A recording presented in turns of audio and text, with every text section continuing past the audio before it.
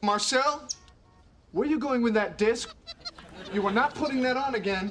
Marcel, okay, if you press that button, you are in very, very big trouble. Attention. Everybody stop what you're doing. It's time for The Unwritten Rule, a Mizzou sports podcast brought to you by the Believe Network, alongside Payton Haverman and Kenny Van Doren. Here is your host, Jack Knowlton.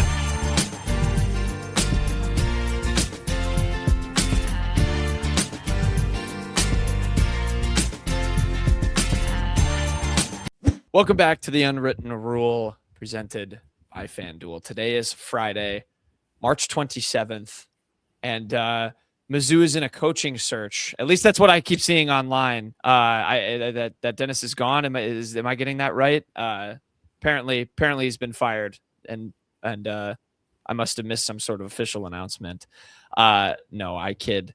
The Dennis discourse is in full swing. That is what we're going to talk about today, as well as some football stuff. Kenny, Payton. Kenny, I'll start with you first. How is off-season mode feeling for? I mean, it's never really an off-season, I guess, for you in the recruiting and portal space, but you have no more live events to cover for at least Mizzou men's basketball now. Is the rumor mill giving you enough things on your plate, or is it officially boring time right now? Man, I only covered one in-person basketball event the entire year. You were around, it at the gives college level. Yeah, I mean, it's never boring. I don't think I do appreciate the slow periods. You pick up on a lot of things that you missed, and you can circle back. But we're going to pick up here again soon once the NCAA tournament is over and the transfer portal is officially open. I think that will be more fun for us to look at the roster construction.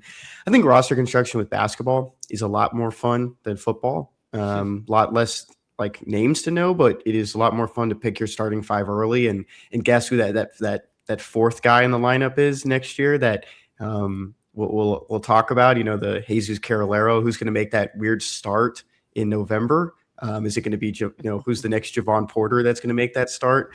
So I'm really looking forward to that in the coming weeks once we know who's going to be on this team next year. Did Luke Northweather ever start a game in November? I don't think he did. I don't think so. I don't think maybe he did.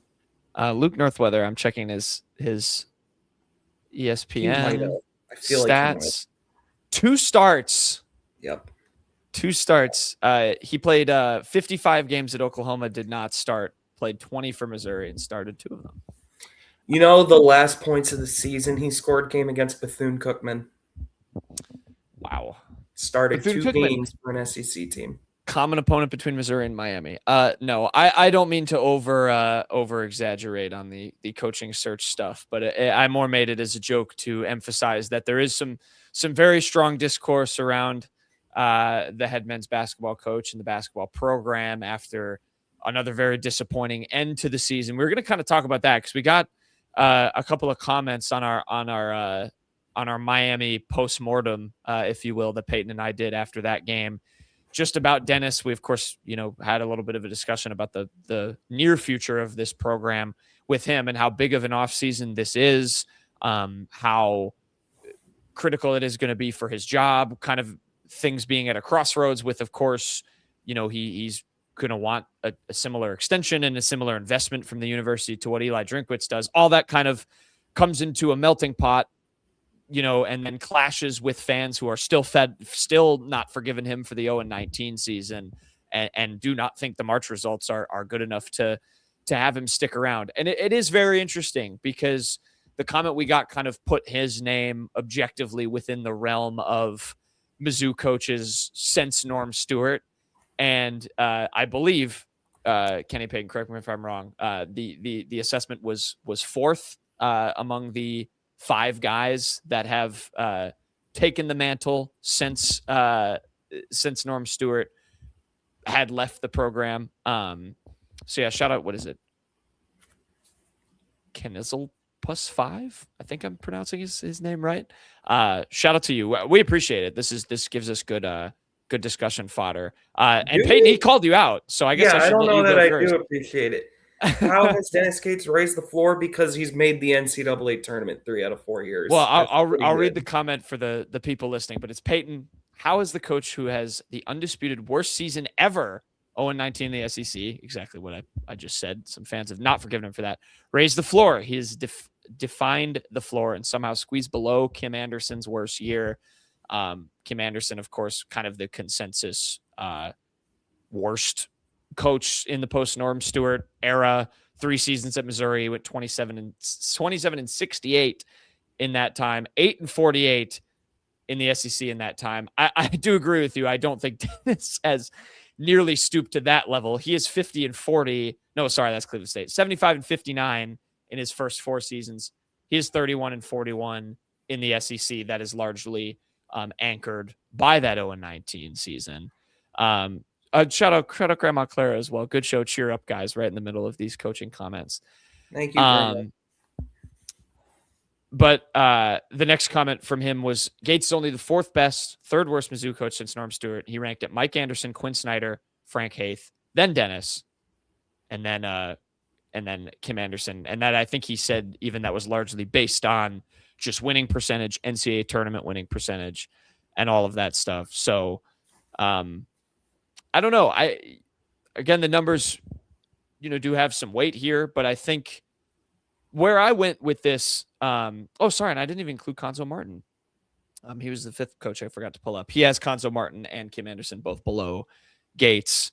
I guess, Kenny, I'll get your thoughts on that. Payton addressed his call out briefly.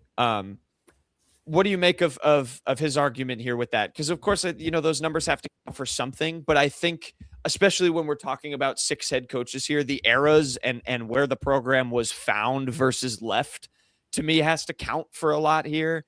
And I think it's pretty safe to say Dennis has this program in a better spot than where he found it, despite the end of season stuff. That feels pretty easy for me to go to when I look at his tenure so far. Yeah, it's hard to compare anything to Norm Stewart. There's always going to be that one coach in any college basketball's history of, that's the one that you always think of. That's the name on the court, of course. I mean, no one's ever going to be, we can safe to say no one's ever going to, be a coach at Missouri for as long as Norm Stewart. That's just not a thing that happens anymore. It's not a thing that'll happen at Missouri. That'll never happen. No one will ever have 30 plus years at the University of Missouri as a basketball coach. But I mean, with that same perspective, I think for a lot of these people, and I think a lot of them maybe don't accept it as much, I think Gates set the bar pretty high for himself in that first year. But like you said, Jack, if he comes in and makes it better than it was, makes a tournament in a year that no one was really expecting Missouri to make it very far. They put up a pretty decent fight in the SEC tournament as well.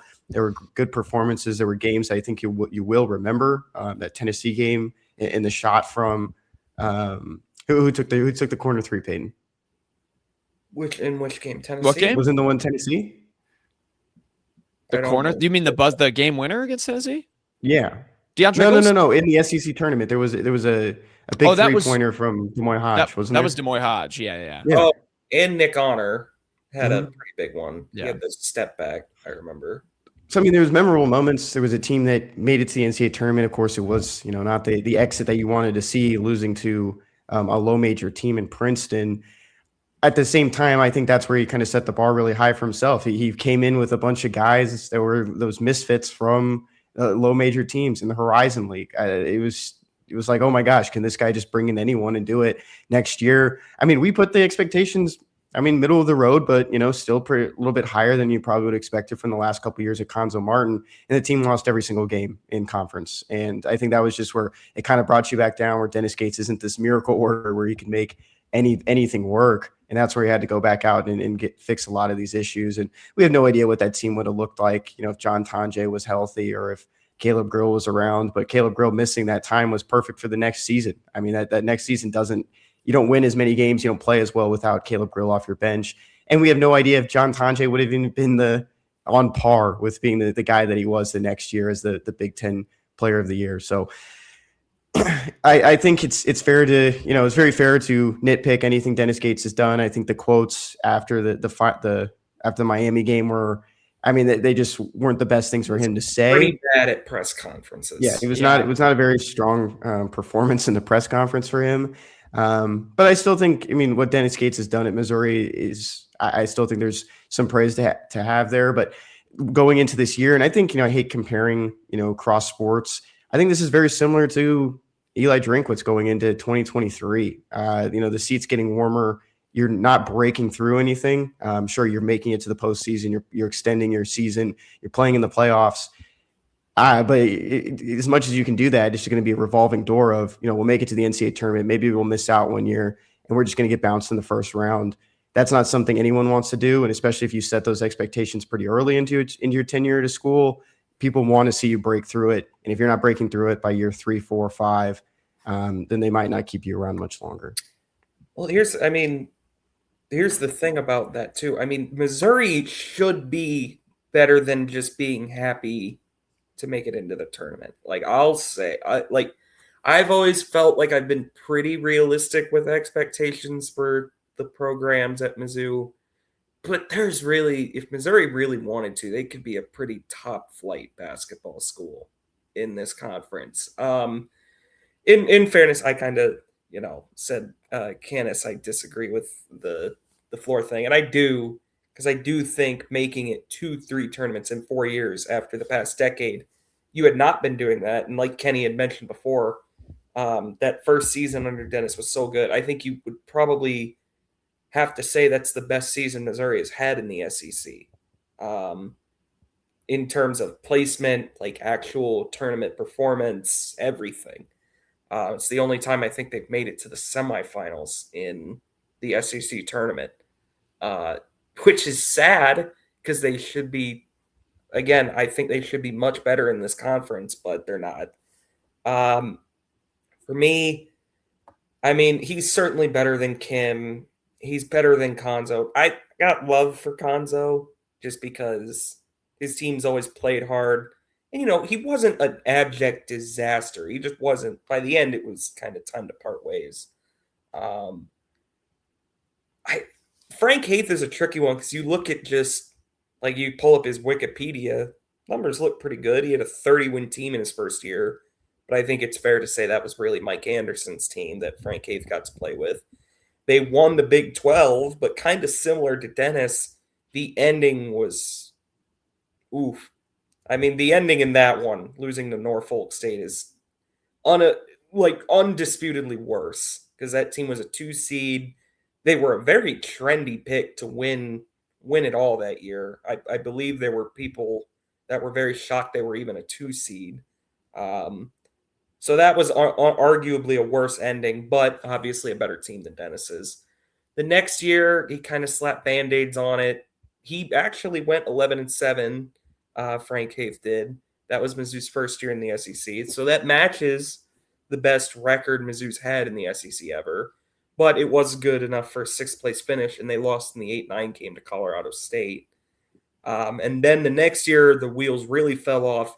And he didn't even get fired. He took a job at Tulsa while still being the sitting Missouri head coach. It's kind of hard for me to feel like that is better than what Dennis has done. You could make the argument. I'm not going to dispute it. But I would have to probably put Dennis above Haith. But again, I say that as someone that was not around during the Frank Haith era. Like I was not paying that close attention to Missouri. And then Snyder and Mike Anderson, I didn't know Mizzou existed during those times, so I can't put myself in the shoes of people that were there. I would probably have to put Snyder below Anderson. But again, that I know people have a lot of love for how Snyder used to recruit. His early years were really, really good. And it kind of, I think, again, it just trailed off by the end. But Mike Anderson, the exit is pretty notorious. Him saying, like, I plan on retiring here, I think was like the quote essentially. Then a week later, he was Arkansas's head coach. Yeah, if that happening today, I can't even imagine what the reception would be to that. If it'd be much worse than what happened with a certain someone that made a similar transition. I agree with you, Payton. I mean, yeah, you look at it objectively. Dennis has more tournament wins than Frank Haith does in his time at Missouri. He does. It's 1-0, which I get.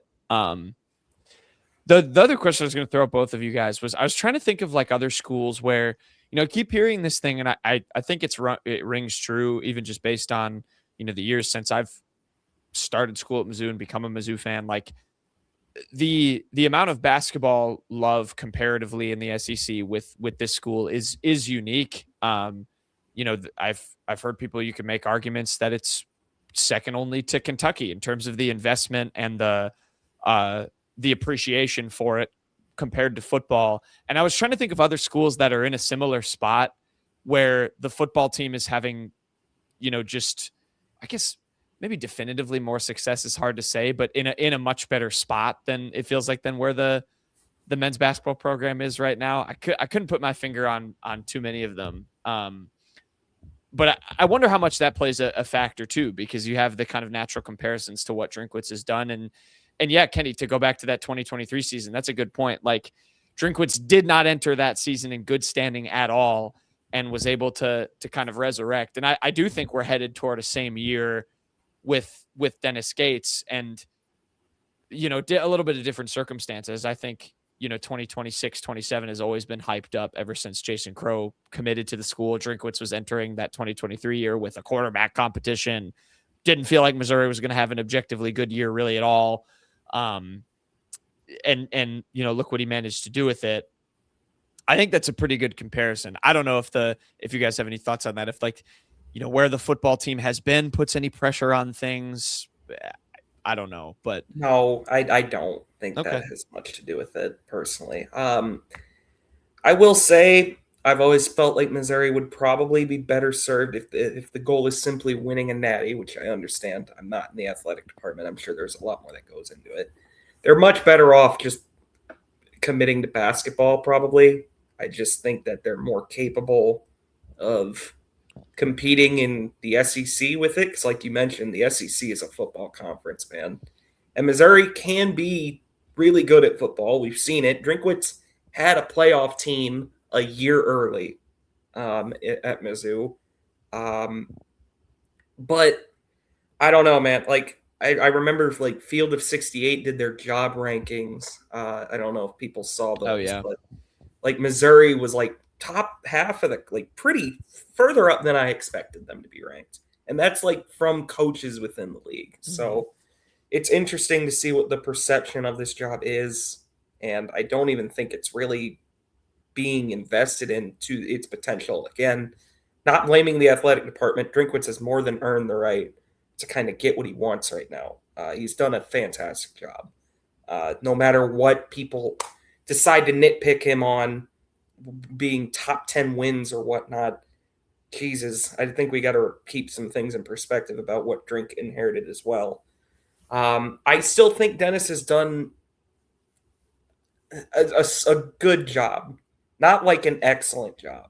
Like comparing it to the job Drink has done, I think Drink has done a better job in his position than Dennis has.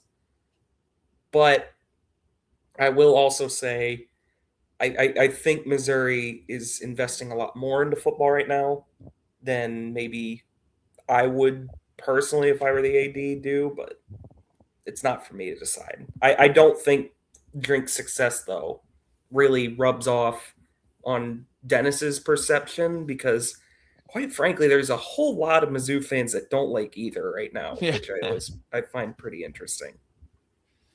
I don't know if you got to take there, Kenny. Yeah, I think I think about a lot, and I think it's just because I hate social media in general. Sometimes I wish we could just like see both of these coaches in the perspective of there is no like massive following on Twitter. Like maybe it's 2012 and we're not really involved in it, and see how many things we can just go without like hearing people's opinions about it. Maybe we don't even have our opinions out there. And I just want to see what this kind of looks like from a lens of there's not many like these huge like microscopes on everything that's been going on. One last thing I just had was, and I know I keep bringing up you keep getting to the NCAA tournament, your first round exits, a revolving door, you're not breaking through the ceiling. It's just like, you're just stuck right there. There's like a quote that Drinkwitz was throwing around a lot in 2022 before Mizzou finally broke through. It was like, you lose by a lot, you lose by a little, you win by a little, and you win by a lot. And that was a Bobby Bowden quote from when he was at Florida State. And, it's hard to apply to basketball than football. But it's just something that I think, Mizzou basketball probably needs to kind of, identity wise is, just finally breaking through that notion. And, if you just keep going that revolving door, like I said, I mean, people aren't going to want you around much longer. But I think the whole point of, a coaching hire is to be better than the one before you. I think Drinkwitz is better than Barry Odom. And I think Dennis Gates is better than Konzo Martin. I think that is fair to say. It is a little bit harder in the sense of both eras kind of overlapped right in that NIL period. And now you can legally pay players, and there's a little bit higher incentive to bring in guys to Missouri that might not just be looking for the brand. It's more, financial opportunities to play. That Mizzou logo looks different now to some people, some players. I think that's a little bit hard to sometimes make those comparisons. But, with everything that's kind of been nitpicking with Dennis Gates, I still think it's fair to say that he has done better than the guys before him. Now it's just finally trying to break through that short ceiling that they've kind of set for themselves. I think for the record, I went back and looked just because I mentioned those job rankings. Missouri was 8th in the rankings. Who are some teams below them? I mean, there's teams like Auburn is below them. Oklahoma's way down there, which maybe doesn't surprise people, but both Mississippi's, Vanderbilt, Georgia. I mean, they're right there. There's 6 points separates them and Alabama from 7th. 8 points separates them and A&M. Texas is in front of them because, bottomless pockets. Yeah, brand. Kentucky, obviously number 1. Arkansas, much as I hate to admit it, obviously is going to be up there. Tennessee and Florida are in front of them as well. I think that's a pretty fair spot. The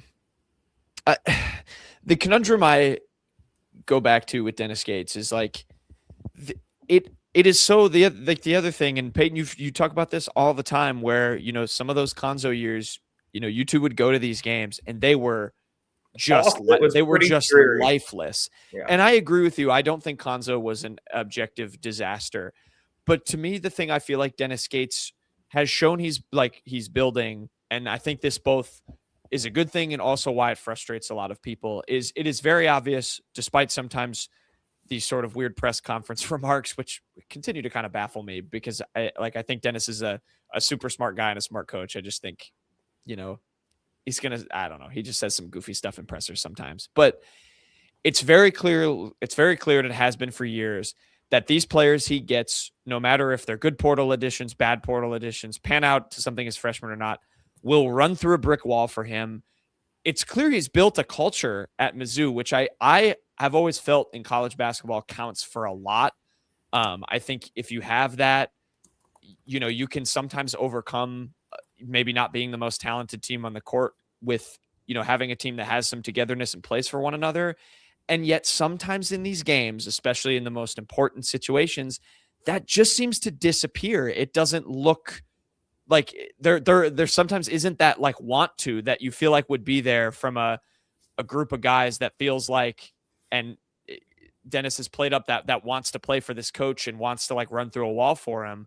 Like that Miami game at times was just lifeless. Like it went back to some of the stuff we saw a lot under Konzo, which I think is like a baffling thing for a lot of people, because it has been so widely talked about how, great of a players coach Dennis is and the culture that he builds. That's like where it goes for me, and where, I still want to have the trust in the program that he's building, but it's still really confusing as to why that kind of happens in some of these games and some of these big moments. That's what I think kind of maybe confuses me. I don't know if it's the same for other people, but go ahead, Kenny.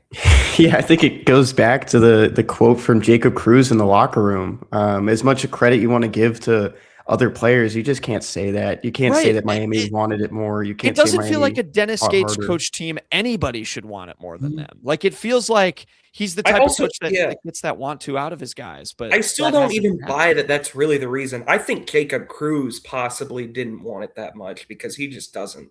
He didn't look interested for a lot of that game.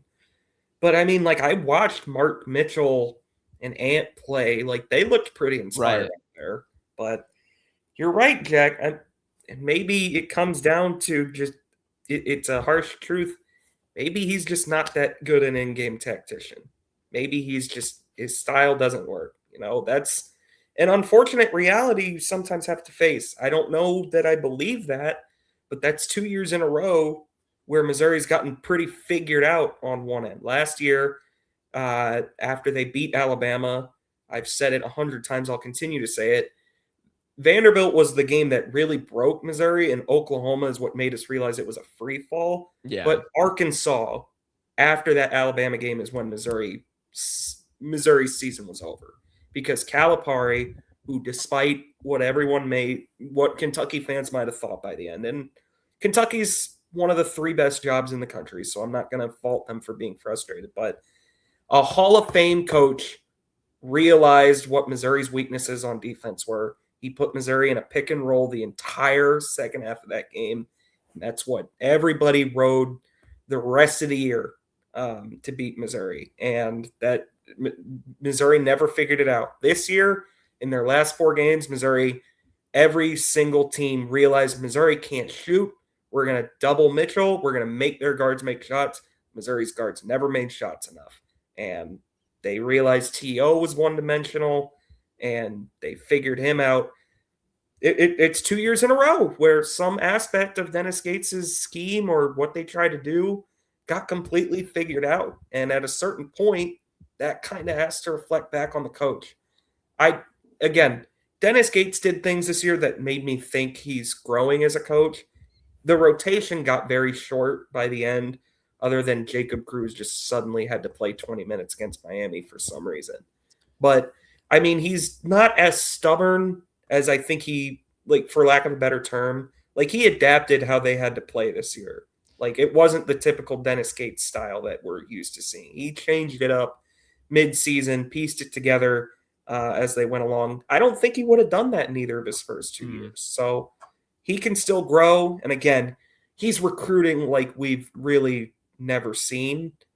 But at a certain point, when you're talking about these issues, you're talking about falling apart right at the finish line year after year. That might be an X's and O's thing. Well, and I think that's where you get to the crux of it is do you trust that growth can continue to come, that he figures out how to not be figured out, for lack of a better term, by the end of seasons?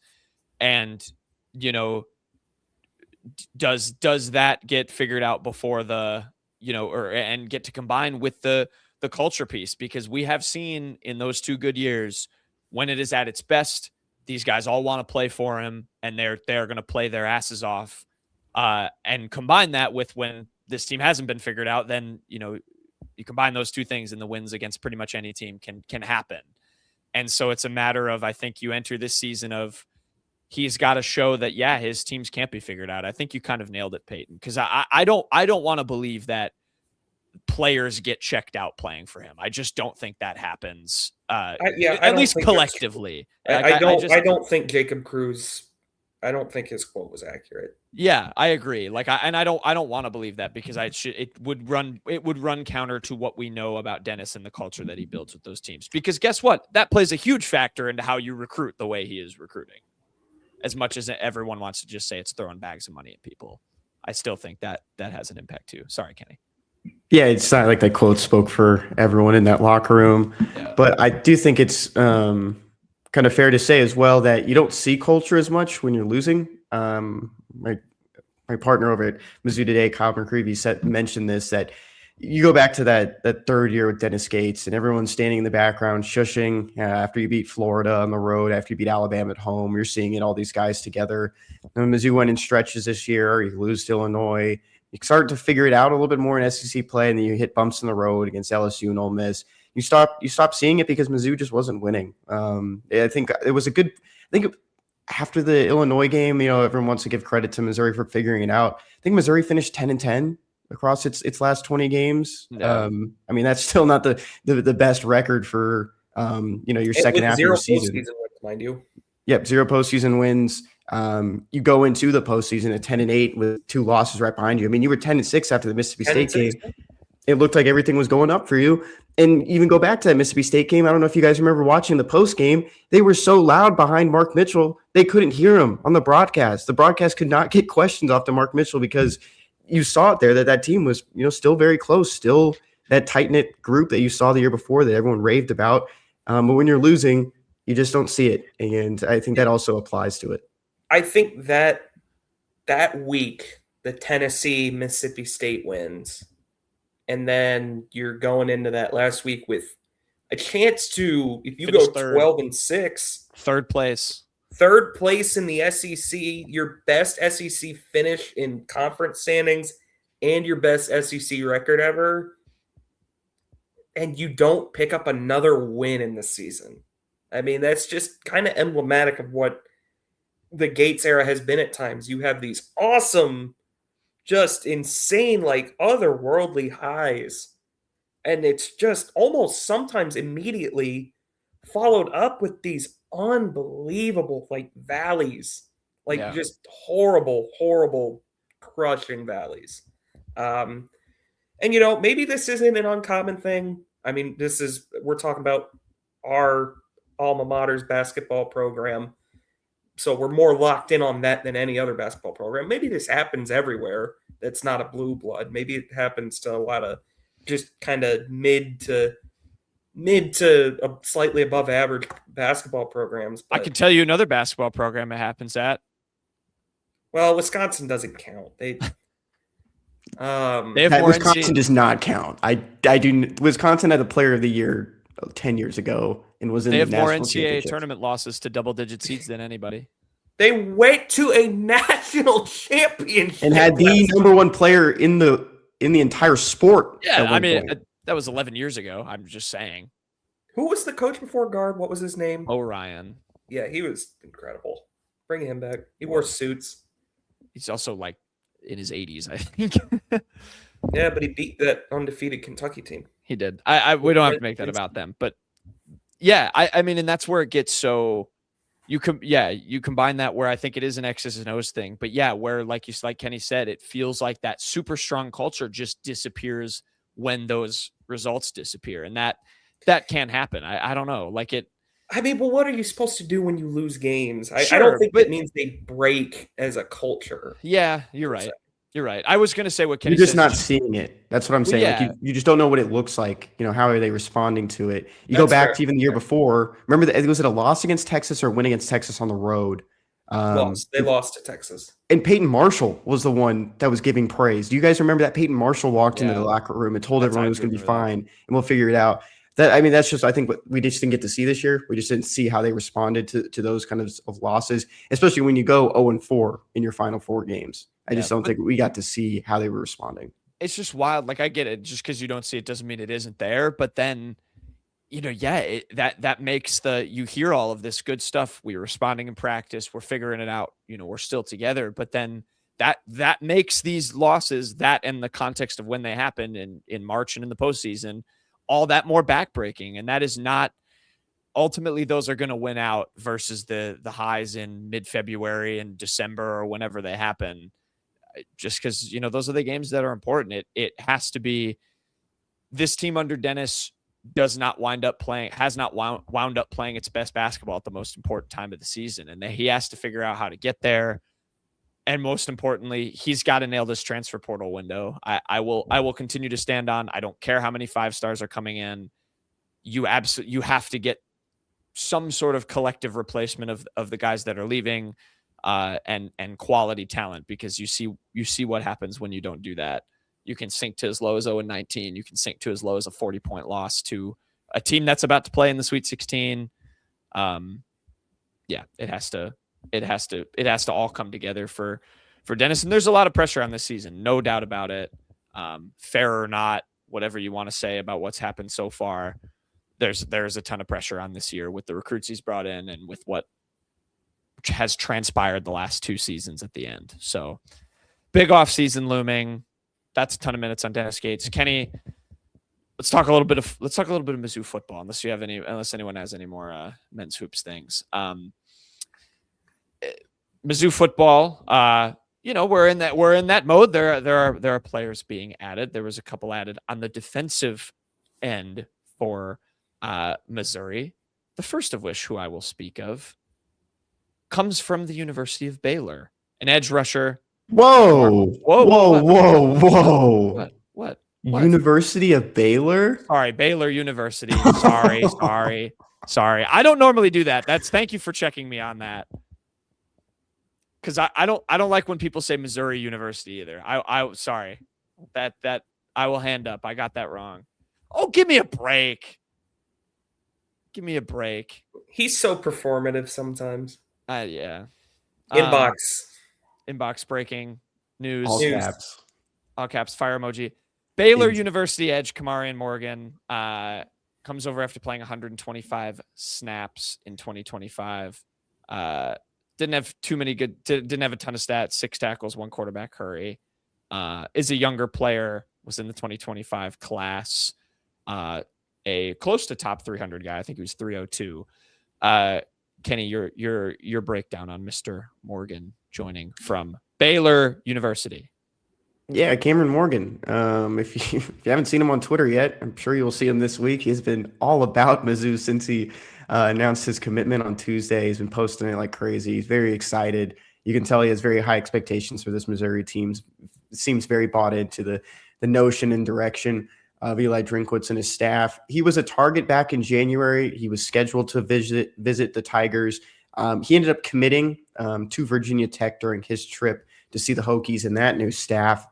And from there, Virginia Tech Hokies. Yeah, I got there. From there, it kind of went in a weird direction. He had to back off his pledge. There were concerns about academic transcripts and grades. He appealed that with Baylor. He got it figured out. So it took him a little bit, a couple weeks, a couple months, and ended up being the second transfer commit in the past week for Missouri. I think it kind of speaks to where maybe the edge depth was. Missouri was probably still keeping its eyes open if anyone from these schools was still available, especially on the higher end of coming in from a Big 12 program and has 3 years of eligibility remaining. Cam will be a sophomore coming into this year. And it speaks to just, trying to replace guys that you lost as well that were behind him. Javion Hilson you lost, but you brought in CJ May from Louisville. So you have another kind of young group behind him. And the expectation is that, in a perfect world, you don't have to just keep going to the transfer portal. If you bring in guys from these high, group of or Power 4 programs, and you can have them play and develop behind some of your other guys that are in the room right now with Langdon Kitchen, Darius Smith at the top there, then if everything works out, you're not having to go in and try to get Damon Wilson every single time. You don't have to go and try to get a Zion Young and, spend these big time dollars when you have someone right on your depth chart that could be that as well. We'll see how he kind of fits into that equation. Didn't have spring football. I think that also plays into it. He wasn't around the team. Tigers are on spring break right now. We'll see how much he can catch up in that time or what he was up to as well. But that's kind of just the skinny on Cam Morgan fitting into that edge spot. So you're saying they're trying to recreate Damon Wilson in the aggregate? Zion Young in the aggregate. Worked last time. The aggregate, yeah. Worked last time. What does he do, Payton? He gets to the quarterback. The other addition, Kenny, an in-state product out of high school. Mark Hensley, a defensive lineman, redshirt junior, comes over from Northern Illinois. Feels like a depth kind of just guy there. Want to load up that room with, maybe a little bit more experienced, or at least has a couple of years at the college level. Response to injury, I think is the best way to put Mark Hensley. Comes over from Washington, Missouri. That's where he was at before he went to Northern Illinois. And you might be questioning, how is this possible that he was in the transfer portal? Hammock left, the head coach, so that opened up a window for some of these Northern Illinois players to transfer. There's a safety that transferred from Northern Illinois that's in the portal right now. And Alan True at On3 and Rivals said he expects some big interest there. No, Mizzou got a lot of safeties in transfer portal. I'm not saying that that's someone to look at. I'm just kind of another example of a Northern Illinois player going into the portal. So in response to injury, I'm saying that Elias Williams, who's been with the program, this will be year 3 for him. He moved from that edge spot into the interior, playing more of a juice role, the defensive tackle, a guy that's a little bit more nimble and smaller than your traditional defensive tackle, especially just with him kind of building into that frame at the same time. And he suffered a leg injury. Eli Drinkwitz didn't go to an extent of what exactly happened or what that timetable looks like. But when you're in a full knee brace and leg brace at pro day, watching some guys, it probably didn't signal the best just for us that are looking at this roster and at the depth chart. So Hensley comes in. You have Jacquez Felix coming over from St. Louis Cardinal Ritter in the summer. as a 2026 guy. So that puts you right in line of how many defensive tackles you had last year, body-wise. And now we'll just see how Mark Hensley fits into that mold. He's another MAC guy that they brought in, very similar to last year with Braylon Henderson. And I think we'll just kind of see where it goes from there with, will he be more of a special teamer? Will he be kind of in that 4th, 5th guy on the depth chart? I think a lot of those opportunities in the 2 deep are very open behind guys like Jalen Marshall and Marquise Grossi all at the top. My last thing about Mark Hensley, which I thought was really fun, if you go to his Twitter and you look at his header, I have seen this photo before, and we talked about it on the show before. It's Ryan Justice in the middle, an offensive lineman for Missouri from Washington. And then on the right side is Mark Hensley.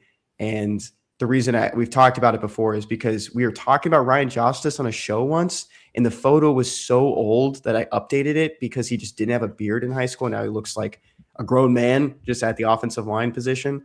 And so I updated it, and I was like, oh my God, I've seen this photo before. I know exactly. I know who those people are. There's that photo. Washington, Missouri. Just a lineman pipeline to the college level. Payton, Missouri with those 2 transfers, they are 47th in the On3 transfer portal rankings. The 2 teams ahead of them, Iowa at 46, Alabama at 45. Not a ton of guys at big names in for the old Tide. So they are in the top 50, but not the biggest splash of transfer portal guys in. I know we've talked about a lot of those players already. Well, there wasn't like a Damon Wilson in this class for Mizzou. Yeah, but nonetheless, they are in the top 50. I meant to look at it with the SEC, specifically SEC 14th, only ahead of Georgia and Auburn. And Georgia doesn't really need it. Right. I don't think Georgia cares. Only 8 guys in. Auburn's concerning, though. Auburn 39 transfers in. I think that's the most. That is the most. No, sorry. Arkansas had 41 and LSU had 40. But those 2 teams rank 3rd and 1st. Georgia or Auburn is last. That also plays into a coaching change. Right. With how many players they had to bring in. Right. For LSU, no doubt. And Arkansas. For Arkansas too, man. Yeah. Come on. Sorry. Too big. Wow. We better move on. We will kick to a quick break. When we come back, we'll finish off the show with quick hits.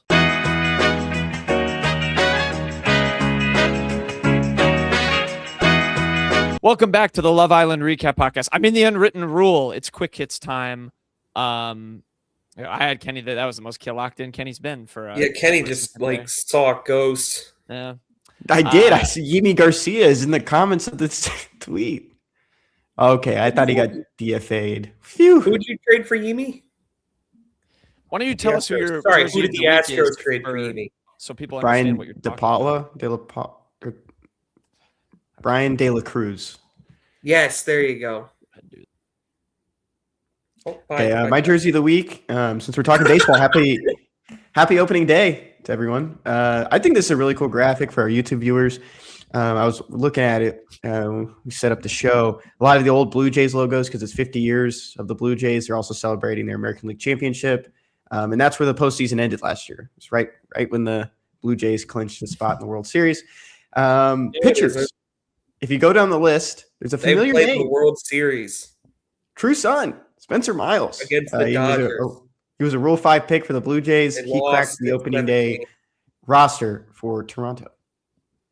Yeah, Spencer Miles is pretty nasty. I mean, I do remember, when he was at Mizzou, he was legit good. So, good for him. I don't know why you tweeted this. I saw it. It means true son in French. Toronto is not the French. Toronto's not French. I know, but just in general, the people in Canada. Toronto is not Montreal. People in Canada speak French. Does he play for the Expos? They speak it in Quebec. Yeah, they can speak it anywhere. I can speak French. I can speak French anywhere. No comments, no retweets, no likes, and a bookmark. Because nobody got it. Because everybody that's a Toronto Blue Jays fan speaks. They do not. It's not a French-speaking region of Canada. Oh, Kenny, delete this, or I'm gonna go do it. No, it's a good tweet. It Payton, doesn't who's make your jersey of sense. the week? If this was the Montreal Expos, it would make sense. Oh, so if he was a national, would it make sense if I tweeted True Son in French? Because they No, don't those are the Expos. They can wear it. anymore. They move. Expos history. Boo. What were we talking about? My Who's your jersey of the week? is going to be, let's say, just Missouri Tigers in general.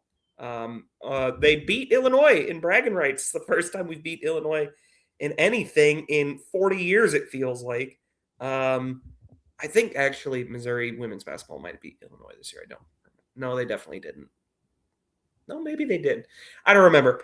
I'll look it up later. But they beat them in baseball 5-1. They then followed it up with a loss to Lindenwood. So that's about what it's worth for Missouri baseball this year. They're really up and down. Also, apparently the post was made with AI. I hope that's not the case. It doesn't look AI. Looks like it was just a final score graphic. Payton's already lost it.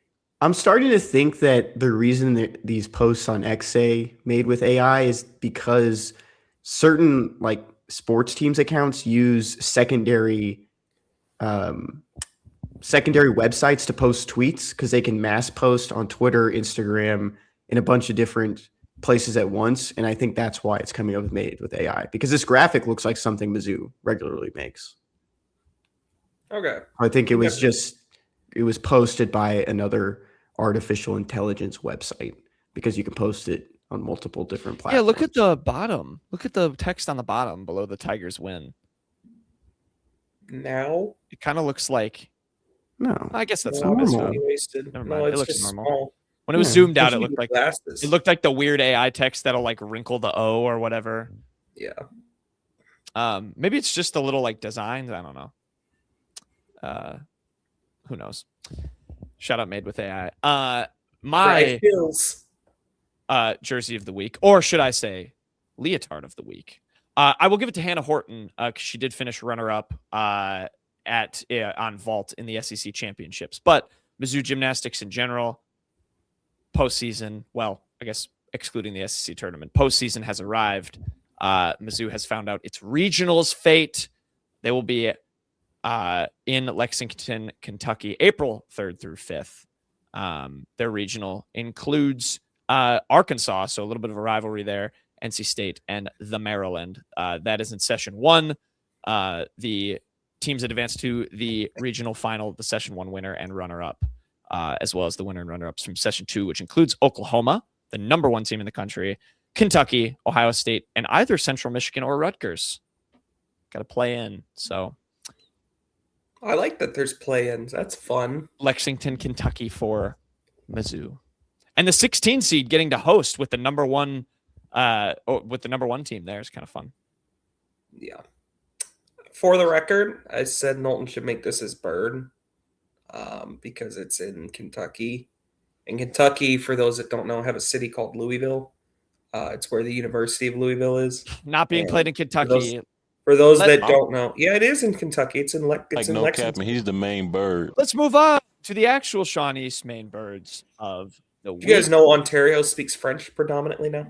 Who is your Shawn East main bird of the week? What in the world? This is so funny. No, I like no Captain. He's the main bird. All right, my Shawn East main bird of the week goes to myself. I attended a high school where my mascot was an eagle. So I just want to do this to tell another story. We didn't get to do it last week, so we did no quick hits. Our good ruler said no more quick hits last week and decided to do an NCAA tournament bracket. So I had to delay this story. Shout out Rob. That's where I want to insert the clip, Payton, from Remember the Titans of Denzel Washington saying, "This is not a democracy. This is a dictatorship." This is a dictatorship. And if you don't have a suit, find a bum and buy it off and borrow his. I think because I actually saw a YouTube short of this clip. It's like, if you don't have an old man, find a drunk and trade him for his. Because I guarantee there ain't one on the street that looks as raggedy as you bunch right now, or something like that. I have also been on the YouTube shorts of Remember the Titans reels clips, Payton. I'm glad we're on the same. Denzel Washington has to be protected at all costs. Yeah. He's the man. That movie already is phenomenal, and it would have been made even more so if there was like a scene where one of the players actually does like negotiate with a bum to take his suit. I would have loved to have seen that. I don't know. Extended cut. Yeah, extra clip. Just has nothing to do with the plot of the movie. We just get that little clip. Anyway, Kenny, tell your story. Yeah, so I was gonna say shout out Rob. He used to work at Rivals before we merged with On3, but he departed. He works somewhere else now. And one time when we did this, I used to do video calls like this, talking about basketball recruiting. He put his name as Rib. I thought it always stuck with me, but his name's Rob. So back to my story. I've been a lot of issues with travel recently. I told you guys about my flight where we were delayed 3 hours and I got pulled out of line. And then I had to get to TSA the next morning, and that was even worse, where I had to get there 4 hours early because the government hates us. There, got a little political on the show. But this is where my travel issues keep going. The following weekend, I went to Chicago. On my way back, we had an hour and a half stop at one of the stops along the trail from Chicago to St. Louis. And one of the doors on the train wouldn't close. And they kept going over the intercom saying, we're still trying to figure this out. And you can hear in the background, it sounds like a movie. Them just hammering at this door like, doom, doom, doom, doom. You can barely hear the person talking because they could not close the doors on the train. I'm watching the World Baseball Classic. I'm having a fun time. I'm not having any issues. People around me are losing their minds. And they were coming around bringing, like, handing out water, the worst snacks possible, just no name brand stuff. People were just losing everything. And I was having the time of my life, just getting to watch my country play baseball. Did not end the way that I wanted it to. It wasn't a championship game. But alas, that's what my travels looked like. That is unfortunate. You have had some bad luck. I have a flight on Saturday morning. Uh-oh. How early are you going to arrive to the airport? What if I just don't go to sleep right before? That's what I did last time. Where are you going now? Going to Austin, Texas for a wedding. Quick turnaround. Be back on Monday. So I'm going to miss the show. Let you guys know now. All right. Well, that's news to us, but now we know. It's actually not news to me. I didn't. By the way, I looked it up just to really hammer home the point. It's my wedding. This comes from Wikipedia, which I trust. Ontario, official languages, English. Quebec, official languages, French. Where is Toronto, Kenny? Kenny. Can you just say Canada? Geography time. Where is Toronto? Yeah. It's in Canada. Yes, French is spoken in Toronto, but English is the primary language, while only... No, keep going.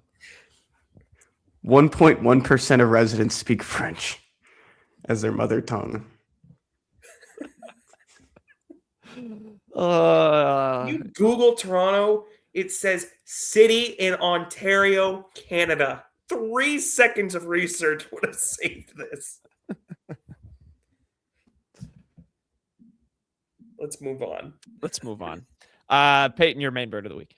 My main bird of the week that I could no longer see. Thanks, Kenny. Oh, he liked his own tweet. Boo. Hang on, I got this. I've got my phone. My bird of the week is going to be, oh yes, folks, Jason Crowe Jr. once again. If you're looking for a bird connection, seriously, I've done this about 100 times. The reason we're talking about Jason Crowe Jr., who will hopefully save Missouri, is because he was a Naismith first-team All-American for boys high school. He was named there with some pretty big names: Caleb Holt, Darren Rippey, Jordan Smith Jr., Tyron Stokes. Yeah, I guess they just give these out to anyone, right, Kenny? Right? Look who's on that second team. Yeah, Quentin Coleman, of course, on the second team. We'll see. Maybe they add him as well. I don't know why Kenny's highlighting Abdutore. That doesn't mean anything to me. Arkansas. Anyways, Tyron Stokes might be Arkansas too, but we're not an Arkansas podcast. Third team, I don't know None of these names mean anything to me either. Honorable mentions. King Gibson. I remember his name came up a bunch. I remember J.J. Andrews. Guess that went nowhere. Yeah, J.J. Andrews. People thought he was going to Missouri up until the moment. Interesting. God. He's an honorable mention, and Jason Crowe's a first teamer. I've got another name on. I've got actually two other names on here But yeah, there you go. Jason Crowe Jr., who two people on this podcast do not think will be good. It's not simply dazzling once again. He scored 44 points. Can you tell me how many points Kenny scored a game? Can we go to the second to last name on the list for a second? Marcus Spears Jr. Marcus Spears Jr. Wild. Dynamic prep. Shout out to Jackson. Oh, Xavier Zenz, Wisconsin Lutheran. I feel like did I cover him? I might have. Jackson Richardson too. That's Jace Richardson's younger brother. Yeah. He is teammates with Tony Bryant. Crowe Jr.? Oh. He will also be teammates with Tony Bryant. Yeah. There you go. Congrats to Jason Crowe Jr. My main bird of the week. Yeah, I know it hurt you to say that. Is going to go to Sierra Harrison. The bird connection is shameless. That is because Sierra Harrison and the Missouri Tigers are going to play the Auburn Tigers, aka War Eagle. Bird connection. There you go. They have a little eagle that flies around. It makes no sense. But Sierra Harrison had herself a day in Mizzou softball's last game. They run ruled. SIUE and Sierra Harrison put up a no-hitter. It is the second of her career, I believe, and the 48th for Mizzou softball. So good for Sierra Harrison. Now they're going to have to go to Auburn for a weekend series beginning on Friday. Still not a super outstanding year for Mizzou softball. 16-18. They're also 1-5 in SEC play, so maybe can get right a little bit against Auburn. Then they'll play at Mo State. Got to get a win at Mo State. Critical. But congrats to Sierra Harrison on the no-hitter. And we'll see how Mizzou does against Auburn. Best things you learned. There's going to be a little bit of a theme with at least two of these. Payton, what's the best thing you learned? Best thing I learned this week, Hubert Davis will not return as the UNC head coach. It's unfortunate. I mean, the way his tenure started was like unbelievable. He retired. UNC retired Coach K in the Final Four. Like, that is unbelievable. Like, I was thinking about that. Is that like an all-time? I don't know if you could ever get bragging rights back in. Right. I feel like UNC just has them now. I know Duke, like, they're better now. They could win the national championship this year. But unless whoever gets the UNC job next turns into Roy Williams and then Duke retires him, I think that's the only way you get payback if you're Duke. I really do. I think it's up there. I think something comparable is when Lance McCullers threw 24 straight curveballs against the Yankees in the 2017 ALCS, and the Astros went on to beat the Yankees and win the World Series against the Los Angeles Dodgers Stadium in Los Angeles, California. I'm glad Kenny's excited for baseball again. It's good to see your excitement for that, Kenny. But I mean, the Astros also beat the Yankees like 20 other times in the playoffs, so that certainly helps. But I mean, Hubert Davis, it was just all downhill from there. I think they were the first preseason -- 1 team to ever miss the tournament. I believe so. That's correct. And yes, they came back strong. They were the number one. They were a number 1 seed the next year and didn't make it to the Elite Eight even, I don't think. Nope. It wasn't good enough for UNC. UNC, in my mind, and I still think this even with NIL changing things, it's like a top 4 job at worst in the nation. There's Duke, there's Kentucky, there's unfortunately Kansas, and there's UNC to me. I don't think there's any other job I would consider in that echelon. And I know UNC is very unique in the fact that they take their whole in the family, like the Carolina family mantra, very serious, but apparently now they're kind of facing facts. They're going to go outside the family for a hire. Kenny has flashed the Dennis Gates and Michael Jordan photo. I don't think Dennis Gates will be in the running for that job. It'll be interesting. I mean, UNC is UNC. They'll have their pick of the litter. I would love to maybe see someone like Otzelberger there. Otzelberger has done an unbelievable job at Iowa State. Iowa State's a good program, but imagine him with UNC, the UNC machine behind him. I think Nate Oates is someone that could make sense, although there's some baggage with him. It's also a very big buyout.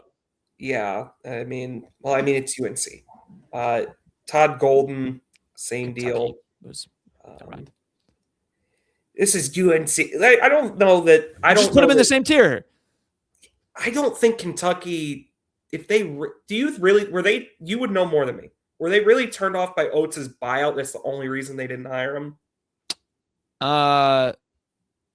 Yeah. You think? Okay. The buyout. I'll trust you on that. It's then. less now. It's less now, but it was a lot. I'll trust you on that. I don't know. I think if UNC was really motivated, they could probably get Oates. But yeah, I think there's other reasons that's not a perfect fit. I do think in this era, you look at Otzelberger at $3 million and Oates at. By the way, Otzelberger and Oates have had I guess Oates has been better in the tournament, but they both have made the Sweet 16 each of the last 3 years. So I don't think it's like a significant downgrade or anything, but yeah. I mean, sorry to hijack your segment. No, you're good. I mean, that's kind of, but UNC, like I grew up like in the Research Triangle area. So I like have a lot of love for those programs there. Don't even, Kenny, I can see you move. Oh, Jack, did you know that Payton didn't live like in Kansas City his entire life? Did you know he grew up in North Carolina? I did. The viewers don't know. This is a podcast for viewers. So our brains are thinking this is a podcast for viewers, not for you two, which is what you two apparently think. I've never revealed that on the show. So yeah, I'm kind of invested in this. I'd like to see UNC kind of get back to the top of the mountain. The sport is better when UNC and Duke are really, really good. So never mind. I have a stat about that, but I'm not going to get into that argument right now. Kenny, what did you learn? Not from North Carolina. I lived there. And not everyone knows that. You two know that. Our this is the best thing you learned. Our number one viewer knows it. Best thing I learned this week, and it's not a good thing. And no matter your stance on this, no matter where you stand on what side of the vaping world or any of those extracurriculars, I don't want our son, our adopted son, Javon Pickett, to be doing this on the campus of the University of Missouri. If you see him, send us a photo. We have to tell him to stop. But this is from Drama Alert. I cannot believe we're talking about Drama Alert on the podcast. I cannot believe you put it on there. Drama Alert. But our son Javon, we're letting you go off to school. You're an adult now. Just please don't partake in this. Stick to your studies. Stick to the nuts, and just enjoy that beautiful campus this spring. Can you show everyone our certificate again? By the way, if you're not watching the show, he's referring to a Drama Alert video of a squirrel chewing on a vape pen, and so we're it's not even really vaping. Yeah, he's not. There's no smoke. I am glad we finally found a real video of an animal doing something goofy, and it's not just AI. That does make me happy a little bit. But yes, Javon Pickett the squirrel. We hope you do not partake in the squirrel vaping epidemic that seems to be sweeping the nation. No one should vape. I don't care. I'll say my side. It's bad for you. I really hope he's at Middlebush right now. It feels like a perfect time where the sun is hitting in that big oak tree that's right there in the corner. He's just enjoying it. We don't know where he is. Reason you hope that this is literally like a worse version of naming. You have a history with squirrels by Middlebush. Yeah, my squirrel Javon hangs out there. I don't know what you Any other history? Maybe during COVID. I don't know what you're going for. This is. I think you know exactly. Oh man, we're getting into KCOU rules. This is worse than when you like buy a star and you can at least see that. We just don't know. All right, my best thing I learned. Speaking of the Research Triangle, Payton. For those that don't know, I grew up in the Research Triangle. Yeah. Speaking of the Research Triangle, I never revealed that on the show. One school is looking for. Well, now two schools are looking for new head coaches.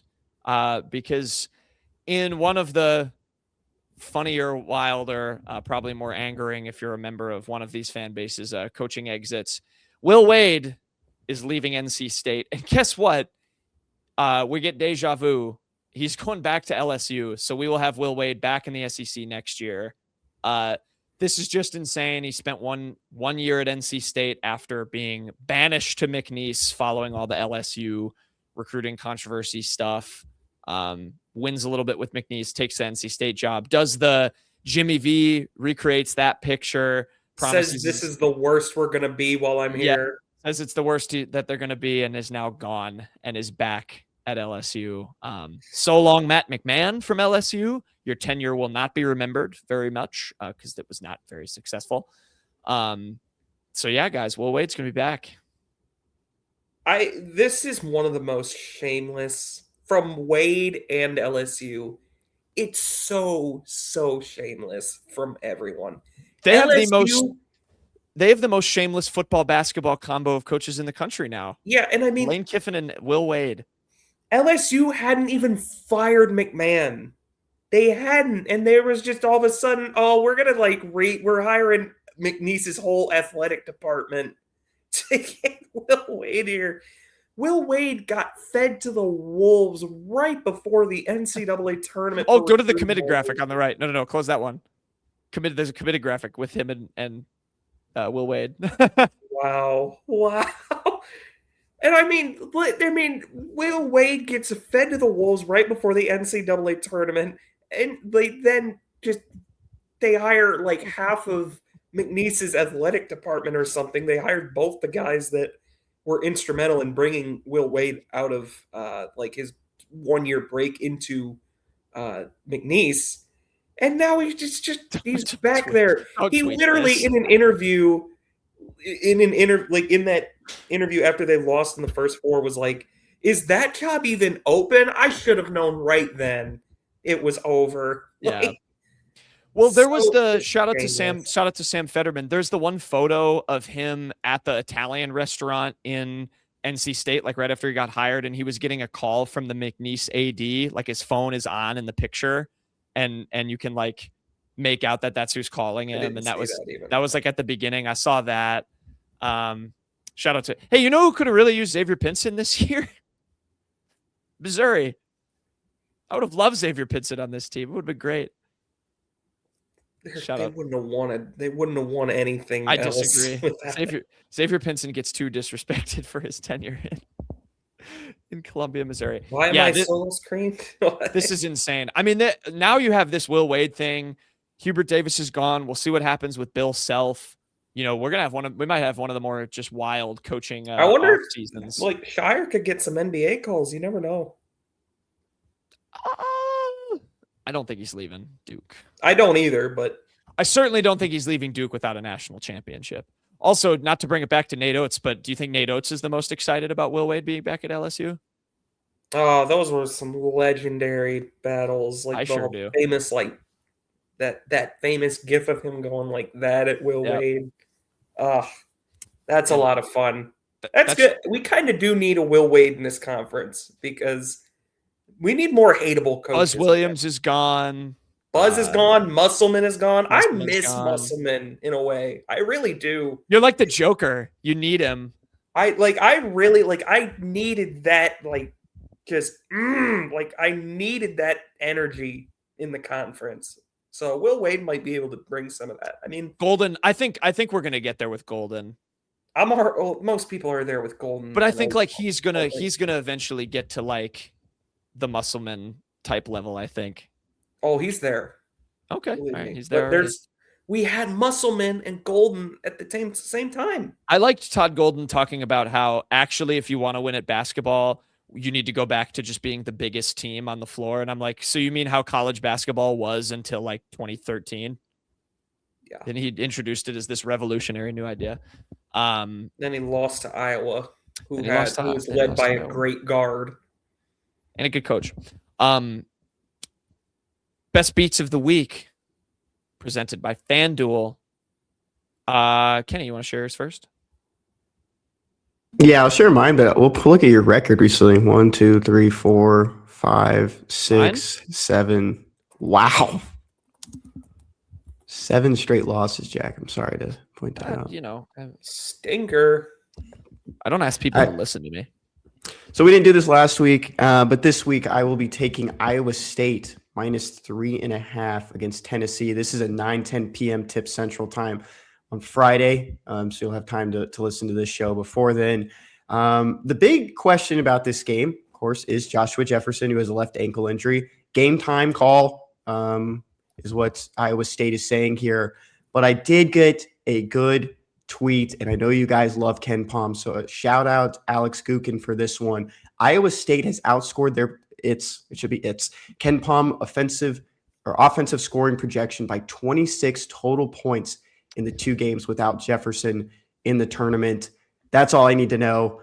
Ken Pom data right there. Thank you, Alex. I will be taking Iowa State -3.5 in this game. You do very much get the benefit of this being the late tip on Friday, which means they can wait until the absolute last minute to announce whether he's coming back or not. So that does help. That does help Iowa State. I hope you're right about this, Kenny, because if this is the Tennessee team that gets to the Final Four, I am going to give up on watching this sport. I hate to admit this too. I'm not a huge Tennessee guy, but Jacoby Gillespie is an awesome player to watch objectively. I like Jacoby Gillespie. Payton, you got a beat? Yeah, so I originally wanted to go with Arizona over Arkansas. Turns out that game is today when we're recording on Thursday, so I'm not going to pick that. I'm going to go ahead. I got to believe the power of the universe doesn't just straight hate me when it comes to this sport. I'm going to go ahead and take Michigan -9.5 over Alabama. Why? Because I think Michigan is a lot better than Alabama. But I think Alabama can beat anybody. I will add that caveat. With the way they shoot, they can beat anyone. Another availability question there with Holloway for Alabama. I do think Michigan is pretty similar to the Duke team last year that ended up beating Alabama pretty comfortably. So I think actually, Peyton, you're gonna be okay there. I'm gonna go the last game or one of the other games on Friday night, and I'm gonna also take a kind of heavy favorite here to win. We just talked about John Shire. I'm gonna go Duke -6.5 over St. John's. I think they're gonna get it done. I'm a little bit suspect about both of those teams, but Duke has done okay without Caleb Foster. I think TCU was a really good test for them in the second round. I think Ohio State would have been too, and I like that they got through that game pretty comfortably. You know, St. John's needed a buzzer beater to get here. Maybe they've got some Patino magic, but I'm going to go with the Blue Devils to cover and beat the Johnnies. So there you have it. I hope you're wrong. Best beats of the week. I don't really mind one way or another. I'm way less anti-Duke than I think the typical person is. I'm not anti-Duke. I'm pro Patino. 100%. Patino, former future Missouri head coach Rick Pitino. Yeah. Peyton, what's your joke?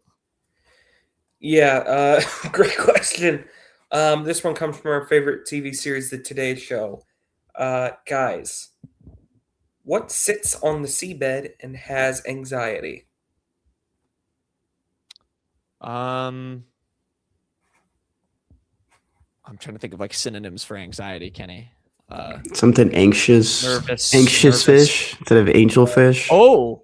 No. Jack was on the right track. Nervous seaweed. Nervous. What sits on the seabed and has anxiety? It's like a nervous nanny. You like the nervous? No, you're so close. Nervous starfish. What? I don't know. So what do you find on the bottom of the ocean sometimes? Sand. Nervous sand. No, nervous sand. Come on, think. What sometimes Coral? winds up there? No, anchors. People. You're getting there. You're getting on the right track. What? Anchors. What? Nervous Is getting there. Nervous shipwrecks. Nervous ship. Take a Just word say out of it. that. Just save it. Nervous a nervous chip. wreck. Oh. That was my Whatever. second guess. How about Thank that? you. Hour 15 show. Thank you, Good Sarah job, Lemire. Thank you, everybody, for watching. Thank you for the comments. Put them down. We can debate them. Embrace debate. This is what we have to do this time of year with no games to, not as many games to recap. So we will be back on Sunday, or I guess Payton and I will, because Kenny's leaving us. So stay tuned. One more to talk about for Monday's show. Thanks for watching and listening. We will see you all next time.